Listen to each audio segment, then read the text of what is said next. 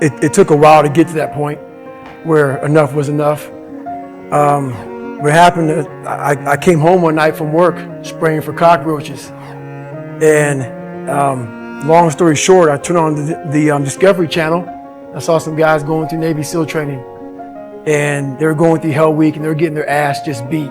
You know, in and out of the water, guys ringing the bell. There's suffering. And I was weighing like 297 pounds. And I had to make a change in my life. I wasn't going anywhere. And I was exactly what everybody said I was going to be, which was nothing. I came from a horrible background. I got called nigger every day of my life growing up, lived in a small town. The Klan headquarters at that time was about 20 minutes from where I lived. One of the high ups in the KKK, son, sat behind me in 2 classes, so he called me nigger all the time. Got my first car, they spray painted nigger, we're gonna kill you on it. So I was just an insecure, scared kid. And the only way I could find myself was through putting myself through the worst thing possible. One time this person drew a picture of me and said, we're gonna kill you nigger on my Spanish notebook. And I took it to my principal. And my principal said, they spelled nigger Niger. That was the best advice he can give me. So long story short, what I realized was no one was here to help me. And the feeling I had every morning, I started shaving my head when I was 16 years old. And the feeling I had every morning, I looked in the mirror, was horrible. And I didn't want to feel like that anymore. And how I felt was a kid going nowhere, a kid that was scared. And most kids will accept that and look for help. But the best thing that happened to me, no one helped me. No one felt sorry for me. I had to figure out I wasn't going to be a punk kid all my life. So the only way I could turn it around was to suffer. I had to build calluses in my brain the same way I built calluses on my hands. So I broke the Guinness Book of World Records for pull-ups a long time ago, but I failed at it twice. And I did 67,000 pull-ups in trying to break this record. So to do 4,030 pull-ups, I had to do 67,000 for training for that. Wow. And so what I realized is for me to become the man I wanted to become, I saw myself as the weakest person God ever created. But I never blamed God for anything he did to me.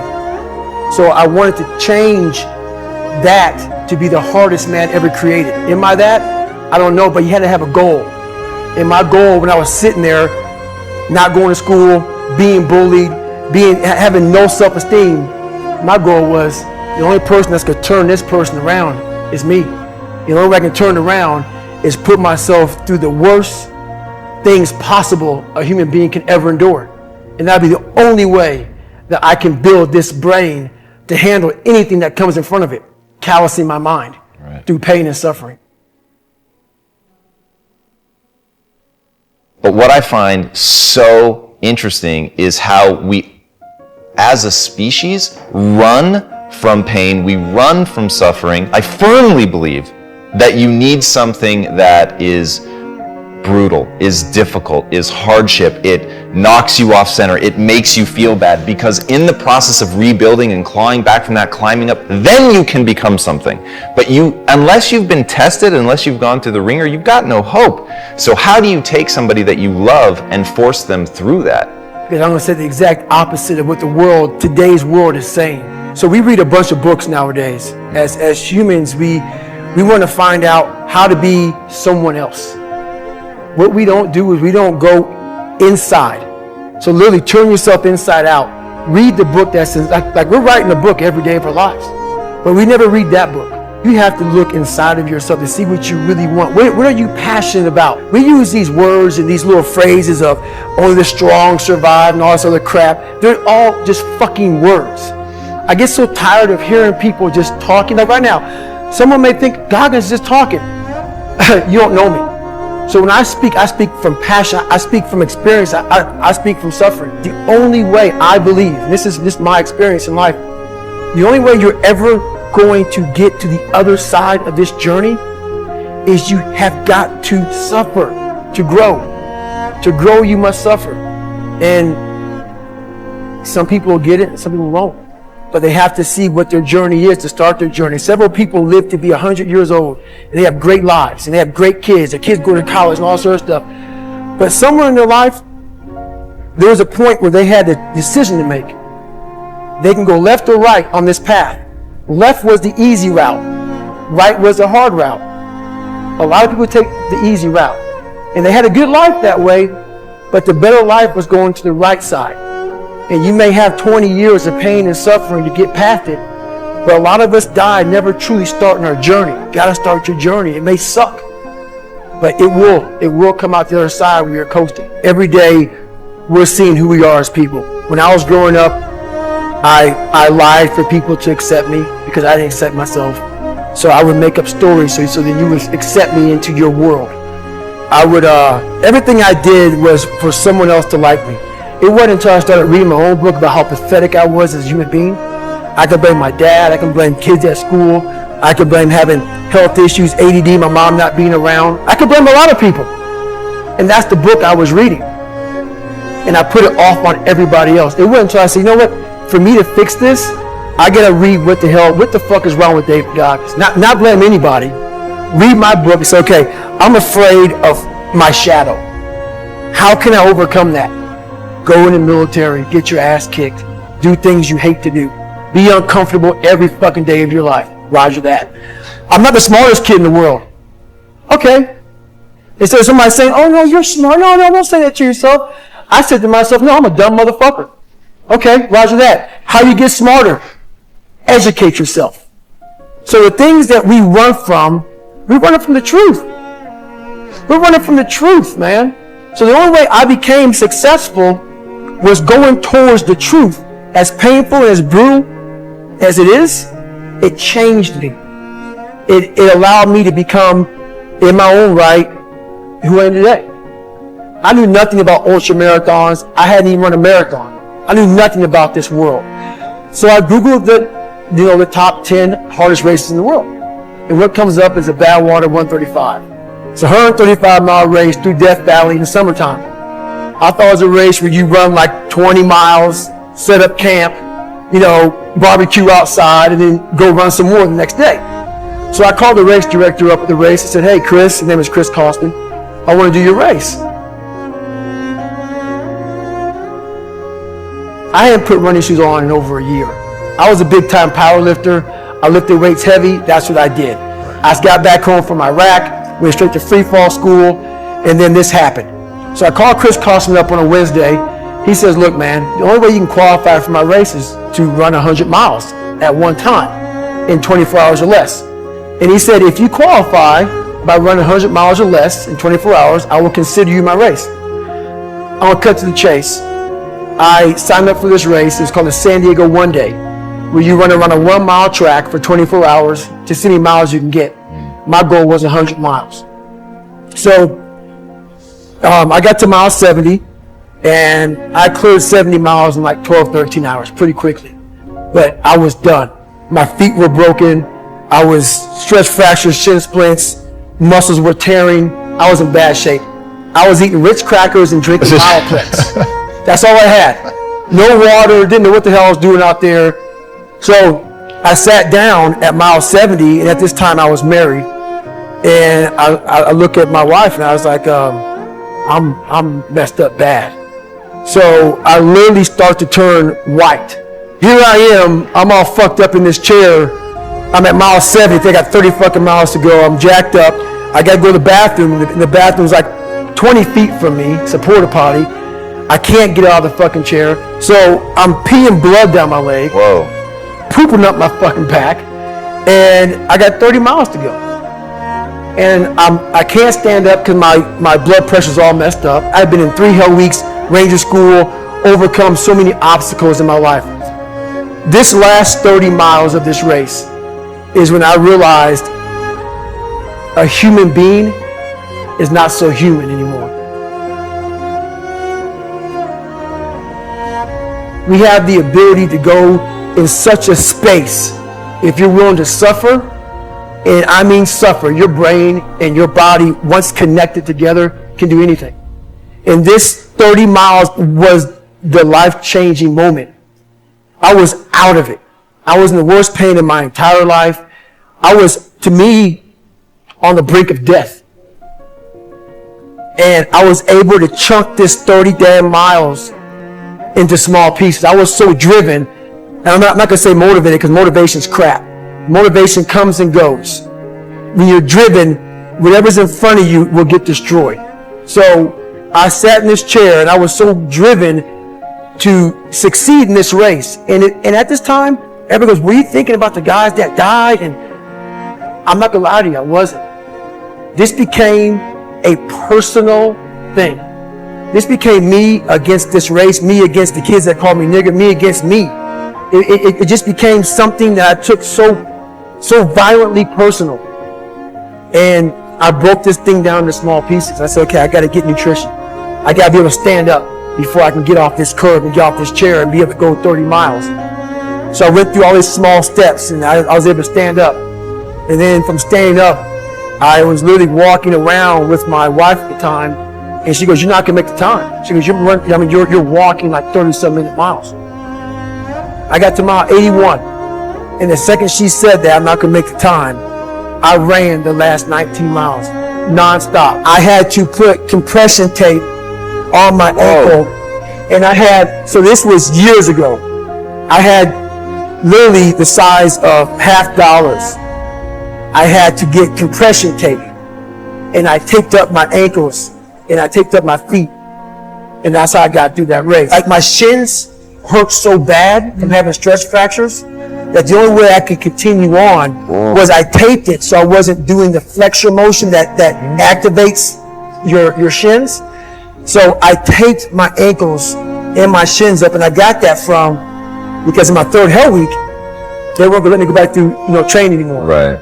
So I literally went through all of BUD/S, my last SEAL training with stretch fractures, shin splints, and how I did it was I would tape my ankles all the way up to my calf every morning. So for the first hour, the pain was excruciating. But what happened is my feet would go numb.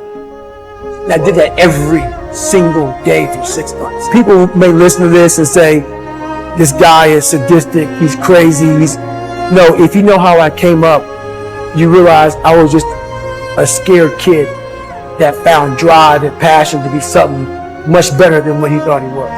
That's all it is. My biggest advice to give everybody in the world is, like I say, you live in an external world. Everything is you got to see it, touch it. It's external. If you can, for the rest of your life, live inside of yourself. Stop listening to people who are calling you fat, gay, transsexual, nigger. Everything that is makes no sense.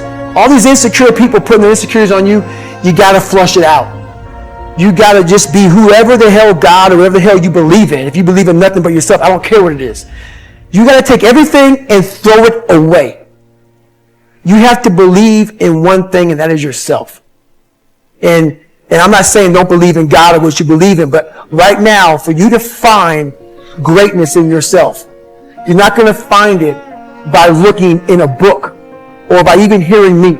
I may give you the spark, but you've got to go inside yourself to find it. And that means you got to be quiet. Shut the fuck up. Go in a room. Stop talking. Search your soul. Search your mind. Search your abilities. And you'll find it. But if you're not looking for it, you won't find it. So you got to go start your journey. And the journey starts with you finding, why the hell am I here on this planet Earth? Why am I here? And if you don't know that, you will live the rest of your life searching.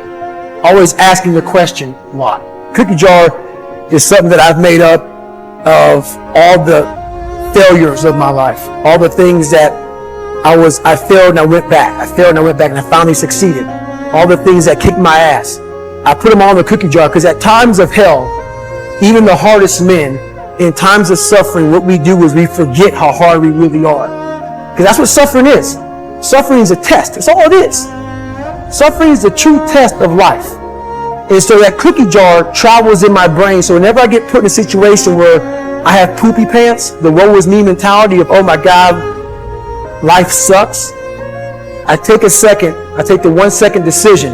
I step out of my life for 1 second, go in the cookie jar, pull up. Oh, motherfucker, you went 3 hell weeks and finished 2. One of those hell weeks, a guy died because it was so bad. Oh, you are a motherfucking badass. I put it back in the cookie jar, and I remember who the fuck I really am. I'm not the kid that was called nigga. I'm not the scared kid. This is who I am. It's a reminder of who you truly are at the core of yourself. But what I was saying to myself the whole time on that track, and this is what I say to myself: self-talk and visualization are the two keys to my success. I believed for that last 19 miles, I was indestructible. Because I took myself in that chair, crapping up my back, peeing blood down my leg, shin splints, stress fractures. I use all that for motivation versus negativity. I use it for motivation. I said to myself, who on this fucking earth would still be going right now? You are. You are. You gotta be the hardest motherfucker on the planet. Is it true? I don't give a fuck. At that time, it got me to the finish line of that fucking race. I believed it. I believe it today. I believed it enough to where my body said, he's not gonna stop. And I took all the negative things. I need to go to the hospital, this and that. And I used it all. Who the hell could even get on that chair? You did. Who the hell would even think about taping stress fractures up? You did. All those things I use for motivation. So if you think that I'm some unhappy guy, you're wrong. Having lived the life I've lived and seeing the other side, not being afraid to attack what was in front of me, has made me happy. Say that again. In fact, let me make sure I understood it.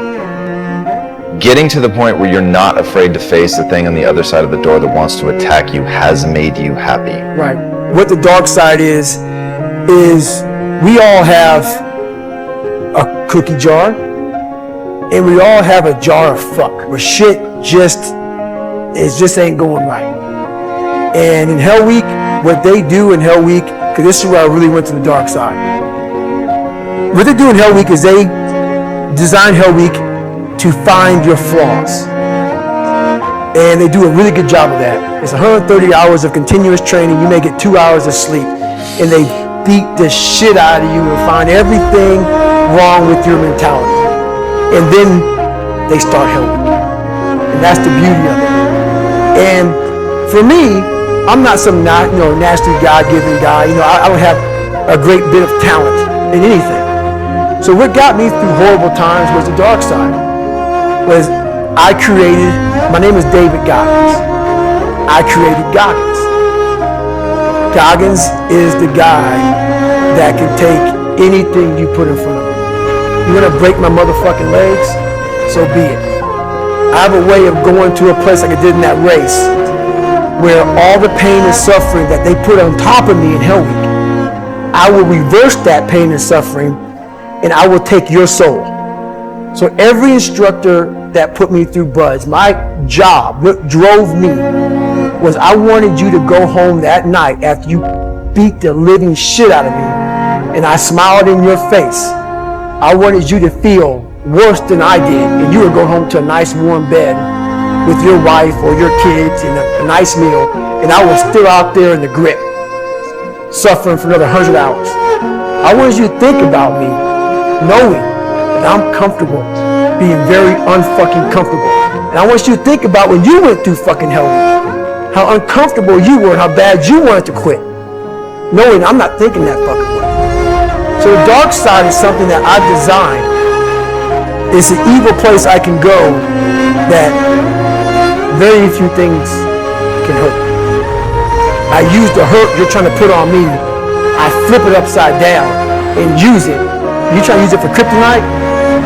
No. It's power pillars for me. I'm using it for strength. I just flip negative into positive. That's all it is. People say, man, you cuss all the fucking time. Why? Well, I hate to say it, the best way for me to get how I feel across, I can't sit and say, you know what, yeah, I went through Hell Week and man, it was really hard. No, that motherfucker takes your damn soul, rips it inside out, and then they say, now we're going to fucking start. It allows me to express where I was at a point of my life. If I don't give you all of me, why the hell am I here?